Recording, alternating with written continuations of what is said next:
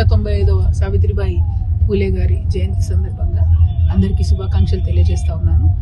దాదాపు 195 ఏళ్ల క్రింద పుట్టినటువంటి ఆమె తనకు 17 సంవత్సరాలు వచ్చేటప్పటికి ప్రత్యేకించి బాలికల కోసం ఒక పాఠశాలను స్థాపించి మరి తన భర్త పూలే గారి సహాయంతో ఆమె ముందు చదువుకొని తర్వాత ఆడబిడ్డలను చదివించాలనేటటువంటి ఒక అకుంఠిత దీక్షతో పనిచేసినటువంటి వ్యక్తి.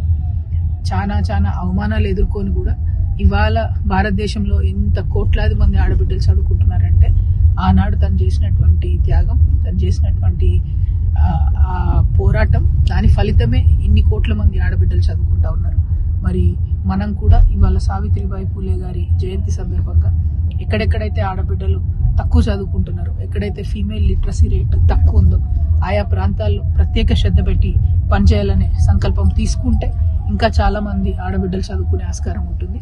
నేను జాగృతి జనం బాటలో భాగంగా గద్వాల్ జిల్లాలో, నాగర్ కర్నూలు జిల్లాలో అత్యంత లోయెస్ట్ ఫీమేల్ లిటరసీ రేట్ని నేను చూడడం జరిగింది. సో నేను తప్పకుండా అక్కడి ప్రాంతాలలో లిటరసీ రేట్ని పెంచడానికి, ఫీమేల్ లిటరసీ రేట్ని పెంచడానికి నా వంతుగా ప్రయత్నం చేస్తానని ఇవాళ సంకల్పం తీసుకుంటున్నాను. Thank you. జై తెలంగాణ.